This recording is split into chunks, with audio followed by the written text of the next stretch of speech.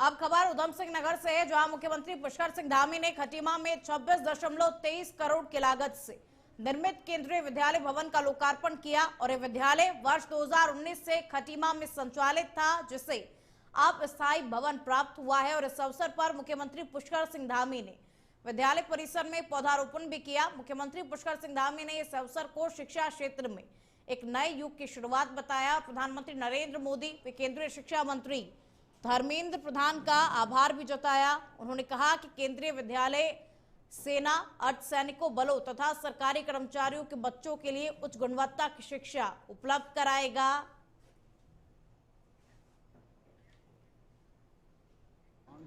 खटीमा में केंद्रीय विद्यालय खुलना चाहिए, इसके लिए अनेक प्रयास प्रारंभ किए गए और अंततः प्रयास सार्थक रंग लाए और खटीमा में केंद्रीय विद्यालय का शुभारंभ हो गया।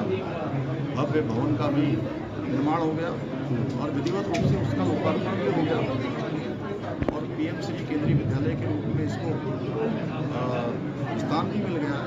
मैं इसके लिए आदरणीय प्रधानमंत्री श्री नरेंद्र मोदी जी का बहुत धन्यवाद करता हूँ। केंद्रीय शिक्षा मंत्री आदरणीय धर्मेंद्र प्रधान जी का भी मैं धन्यवाद करता हूँ कि खटीमा को विशेष। हरिद्वार में नाबालिग बेटे की यौन शोषण के संगीन मामले में फंसी पूर्व भाजपा नेत्री और उसके प्रेमी सुमित पटवाल को कोर्ट ने 3 दिन के पुलिस रिमांड पर भेज दिया है। और कोर्ट के आदेश के बाद में पुलिस अब दोनों आरोपियों को मथुरा और आगरा ले जाकर के जांच को आगे बढ़ाएगी। एसएसपी प्रमेंद्र डोभाल के आदेश पर गठित एसआईटी की निगरानी में कार्रवाई की जा रही है और जांच team hotel record, CCTV footage और मोबाइल लोकेशन जैसे डिजिटल और दस्तावेजी सबूत जुटाएगी ताकि मामले को मजबूती से कोर्ट में पेश किया जा सके। गौरतलब है कि रानीपुर थाना क्षेत्र में नाबालिग बेटी से दरिंदगी का मामला सामने आते ही प्रदेश भर में राजनीतिक और सामाजिक स्तर पर बड़ा हड़कंप मच गया था और इस गंभीर प्रकरण की गूंज सिर्फ हरिद्वार नहीं बल्कि पूरे प्रदेश में सुनाई दी। और अब पुलिस की कोशिश है कि जल्द से जल्द पुख्ता सबूत जुटाकर के आरोपियों के खिलाफ चार्जशीट दाखिल की जाए ताकि पीड़िता को न्याय मिल सके।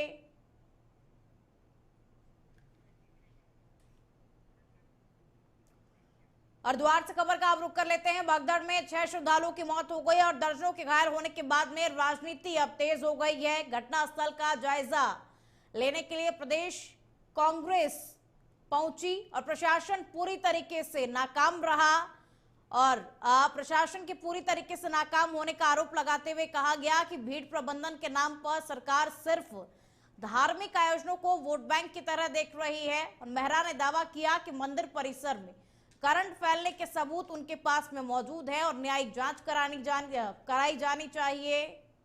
हालांकि सरकार ने इन आरोपों पर कोई भी आधिकारिक प्रतिक्रिया जारी नहीं की है, मगर घटना के मजिस्ट्रेटी जांच के आदेश भी पहले ही दे दिए जा चुके हैं।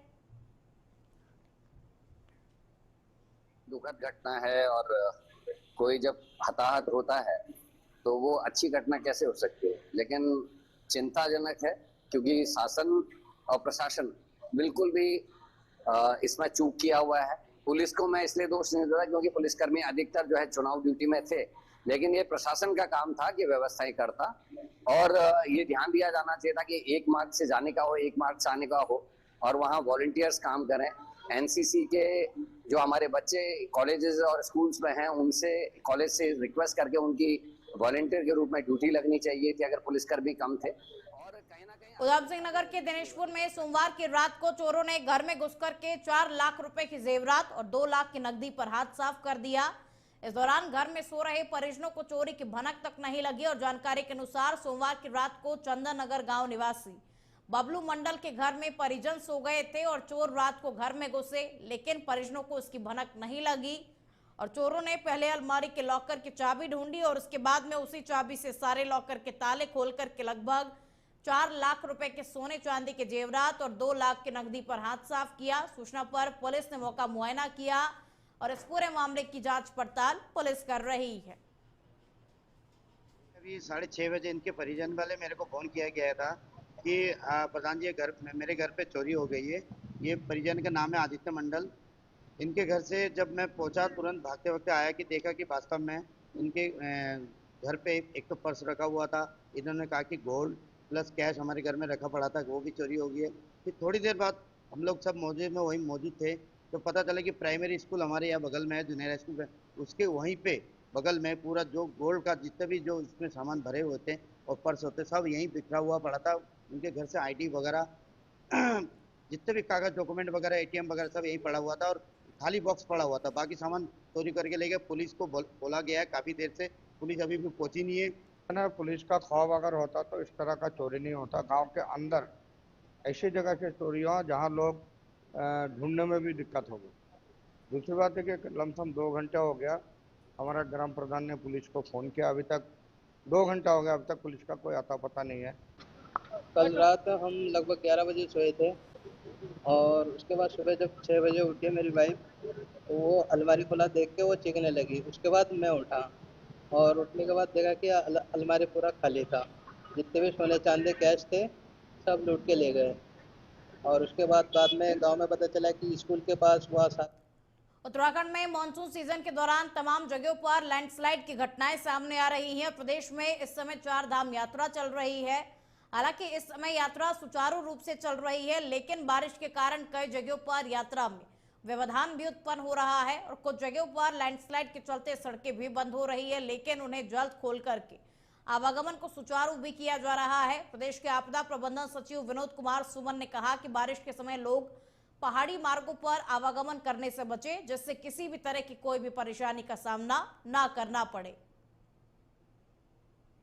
4 धाम यात्रा पूरी तरह से संचालित है। बीच बीच में छिटपिट मार्ग बंद हो रहे हैं। जहां जहां मार्ग बंद होने की संभावना रहती है, सब जगह मशीनें हमारी और मैन पावर तैनात है। जो ही रास्ता बंद होता है, बिना समय गवाए लोग रास्ता खोलने का काम करते हैं। वर्तमान में सभी प्रकार के मार्ग पूरी तरह से खुले हुए हैं, यात्रा संचालित हो रही है, लेकिन मौसम खराब होने के कारण यात्रा में उत्तराखंड में चल रहे ऑपरेशन कालनेमी की निगरानी के लिए पुलिस मुख्यालय पर एसआईटी गठित की जाएगी और इसके अलावा सभी अधिकारियों को मुख्यमंत्री की ओर से यह भी निर्देशित किया गया कि इस ऑपरेशन को प्रदेश भर में सख्ती से आगे बढ़ाया जाए। तो वहीं सीएम धामी ने धर्मांतरण कानून को और सख्त बनाने के निर्देश दिए। मुख्यमंत्री की ओर से पुलिस को निर्देशित किया गया है कि राज्य की डेमोग्राफी में बदलाव की कोशिश को सख्ती से रोका जाए और साथ ही संदिग्ध गतिविधियों पर नजर रखी जाए। आयुक्त गढ़वाल विनय शंकर पांडे ने ये जानकारी साझा की। नहीं, देखिए, आज सुबह माननीय मुख्यमंत्री जी की अध्यक्षता में जो बैठक हुई थी, उसमें जो कल की घटना को लेकर माननीय मुख्यमंत्री जी ने काफ़ी गंभीर कदम उठाने के लिए निर्देश दिए हैं। इसमें 2 स्तरीय व्यवस्था की बात की गई है। एक तो पर्यटन विभाग को डायरेक्शन दिया है कि एक लॉन्ग टर्म पॉलिसी तुरंत तैयार करें। उसमें धाम के जाने वाले मार्ग, इसके अतिरिक्त जो उनकी धारण क्षमता जो जितनी भी है उसको और एक्सपेंड करना, साथ ही साथ उनके जो पहुंच मार्ग हैं उनको बेहतर करना, लाइट, बिजली, पानी, सड़क, सारी व्यवस्थाओं को लेकर एक दीर्घकालिक योजना बनाने, मास्टर प्लानिंग करने के निर्देश दिए हैं। उत्तराखंड में पंचायत चुनाव की दूसरे चरण को लेकर के मतदान की प्रक्रिया संपन्न हो गई। अब निर्वाचन आयोग की ओर से पंचायत चुनाव की मतगणना को लेकर के तैयारियां की जा रही हैं। 31 जुलाई को पंचायत चुनाव की मतगणना होनी है। पंचायत चुनाव के लिए 2 चरणों में मतदान हुआ था और पहले चरण के लिए 24 जुलाई और दूसरे चरण के लिए 28 जुलाई को मतदान की प्रक्रिया संपन्न हो चुकी है। पहले चरण में जहां 68% मतदान रिकॉर्ड किया गया था, तो वहीं दूसरे चरण में 70% मतदान हुआ है। राज्य निर्वाचन आयोग के सचिव राहुल गोयल का कहना है कि जिस तरीके से पहले और दूसरे चरण में मतदाताओं ने अपने मत का प्रयोग किया है, उससे कहा जा सकता है कि मतदाताओं में पंचायत चुनाव को लेकर के काफी उत्साह देखा गया।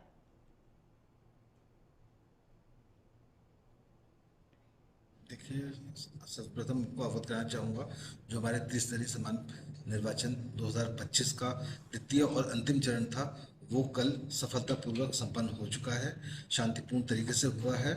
और इसमें जो है 10 जनपदों के अंतर्गत 40 विकास खंड जो हैं, इनसे संबंधित सभी ग्राम पंचायतों में स्थापित जितने हमारे मतगणना स्थल थे, उसमें प्रातः 8 बजे सकुशल जो है मतदान की प्रक्रिया शुरू हुई थी। और इसके समग्र रूप से जो है प्रारंभिक आकलन के अनुसार 70% जो है हमारा मतदान। उत्तराखंड में मानसून सीजन के दौरान आपदा प्रबंधन के लिए प्रदेश के सभी जनपदों को 365 करोड़ की धनराशि जारी की गई। आपदा प्रबंधन सचिव विनोद कुमार सुमन ने बताया कि अभी तक कहीं पर कोई मेजर घटना सामने नहीं आई, लेकिन मॉनसून सीजन के दौरान भूस्खलन और भारी बारिश के चलते तमाम तरीके की दिक्कतें जरूर देखने को मिलती है।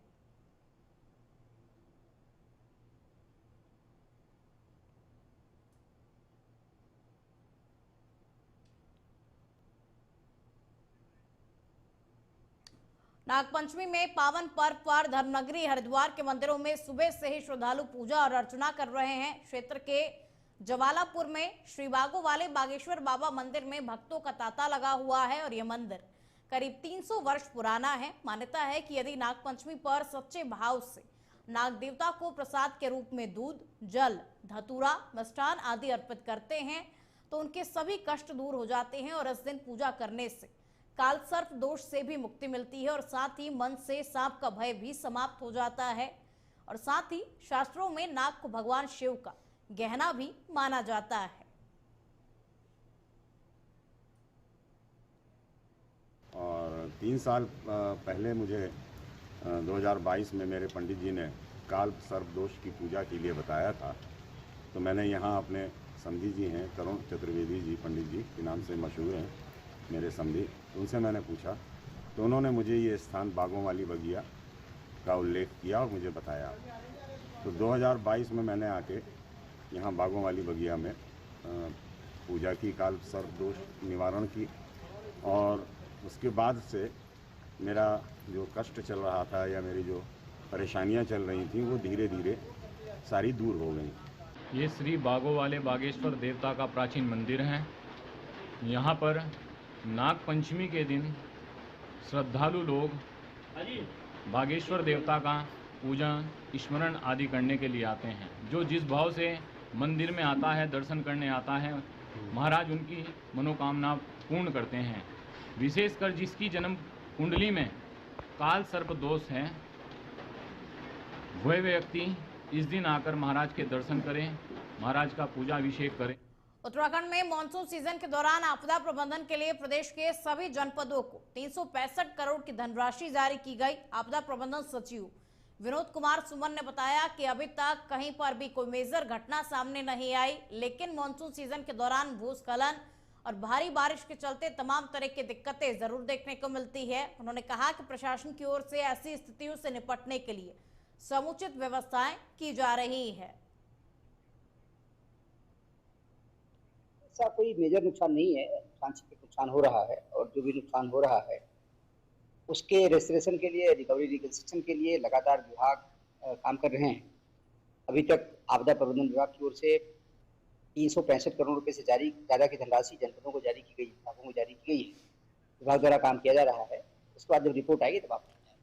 हरिद्वार के मनसा देवी मंदिर में भीषण हादसे के बाद में जिला प्रशासन अब हरकत में आ गया है और आज जिला प्रशासन के अधिकारियों ने चंडी देवी मंदिर और मनसा देवी मंदिर प्रबंधन के साथ में मीटिंग की और जिसमें सेफ्टी ऑडिट और भीड़ प्रबंधन को लेकर के व्यापक योजना बनाई गई। भविष्य में दोनों मंदिरों में किसी तरह की भगदड़ और दुर्घटना की आशंका ना हो, इसके लिए मंदिर मार्गों पर वन वे व्यवस्था लागू की जाएगी और साथ ही रास्ते में टॉयलेट्स और रेस्ट पॉइंट भी बनाए जाएंगे। तो वहीं मंदिर परिसरों में बिजली के कनेक्शन का ऑडिट भी किया जाएगा और अवैध कनेक्शनों को बंद किया जाएगा। इसके साथ ही दोनों मंदिर परिसर और बाहर हुए अतिक्रमण के खिलाफ प्रशासन अभियान के तहत कार्रवाई करेगा।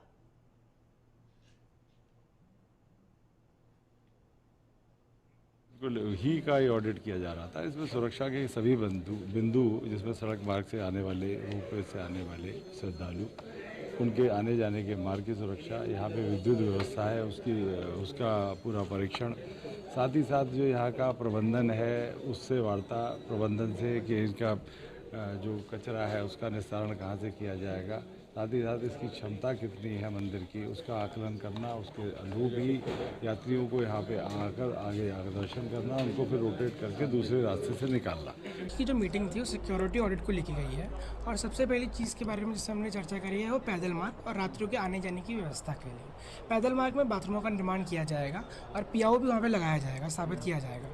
उसके अलावा कोई भी बड़ा त्यौहार होगा तो पुलिस फोर्स यहाँ पर डिस्पर्स करी जाएगी यात्रियों की सुरक्षा के लिए।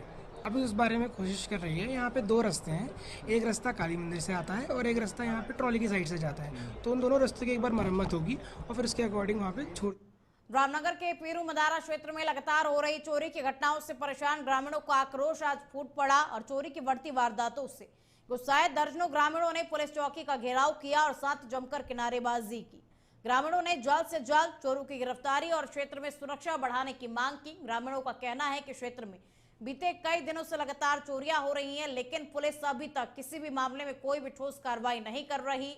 उन्होंने आरोप लगाया कि चोरों के हौसले दिन पर दिन बुलंद होते चले जा रहे हैं और दिन दहाड़े चोरी की घटनाओं को चोर अंजाम दिया कर रहे हैं, जिससे कि स्थानीय लोगों में भय का माहौल बना हुआ है। और इस मामले में चौकी प्रभारी सुनील धनिक ने ग्रामीणों के आरोपों को खारिज किया। उन्होंने कहा कि इस समय कई पुलिसकर्मी त्रिस्तरीय पंचायत चुनाव की ड्यूटी में लगे हुए हैं, जिसमें कुछ असुविधा जरूर हुई है और पूर्व में हुई चोरी की घटनाओं का खुलासा भी किया जा चुका है और हाल ही में हुई चोरियों की जांच पड़ताल भी की जा रही है और पुलिस जल्द ही इन मामलों का खुलासा करेगी। देहरादून के शिमला बाईपास क्षेत्र में पिछले 1 सप्ताह के भीतर सड़क दुर्घटनाओं में अचानक से इजाफा देखा गया और हादसों की मुख्य वजहों में रॉन्ग साइड ड्राइविंग और ओवर स्पीडिंग को चिन्हित किया गया है। एसपी सिटी प्रमोद कुमार ने बताया कि लगातार मिल रही घटनाओं के पीछे यातायात नियमों की अनदेखी एक प्रमुख कारण बनकर के उभर रही है और हाल ही में सामने आए एक वीडियो फुटेज में स्पष्ट देखा गया कि कैसे एक स्कूटी सवार महिला ने रॉन्ग साइड से ओवरटेक करने की कोशिश की, जिससे वो सीधे सामने से आ रहे वाहन की चपेट में आ गई। और यह हादसा केवल एक उदाहरण है जो दर्शाता है कि सड़क पर लापरवाही कितनी भारी पड़ सकती है। और एसपी सिटी ने आम जनता से अपील की कि वो ट्रैफिक नियमों का पालन करे और सड़क पर सुरक्षित तरीके से वाहन चलाए।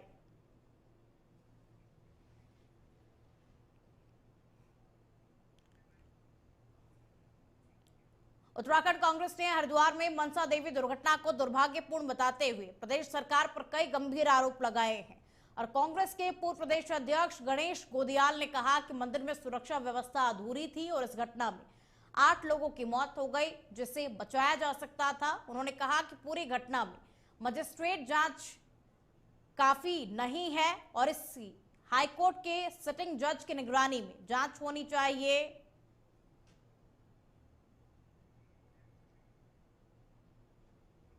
बहुत बड़ी चिंता जाहिर की और समय पर कर दी है, वो कर दी है आगे आने वाले अर्धकुंभ के लिए और नंदा देवी राजजात के लिए। सरकार विपक्ष को विरोधी न समझे, हम रचनात्मक विपक्ष हैं और हो सकता है कि हमारे पास भी इस चीज को या तमाम समस्याओं के निराकरण के लिए कोई योजना हो, तो सरकार को खुले मन से सबको बुलाना चाहिए कि भाई क्या हो सकता है। ये 8 लोगों ने जान दे दी, 8 लोगों की जान बहुत महत्वपूर्ण और मतलब बहुत उस जान को उन्हें वापस नहीं लाया जा सकता, लेकिन ये हमारे लिए एक सबक भी है कि हम आगे अर्धकुंभ को कैसे उसका निष्पादन ठीक तरह से करें, हम कैसे नंदा देवी राजजात यात्रा को बाधा न हो, कोई दिक्कत ना आए, इस तरह कैसे पूर्ण करें। ये हम बुलेटिन में फिलहाल के लिए इतना ही। दीजिए मुझे इजाजत, कल फिर होगी मुलाकात। तब तक के लिए आप देखते रहिए नेशन 27। नमस्कार, वंदे भारत।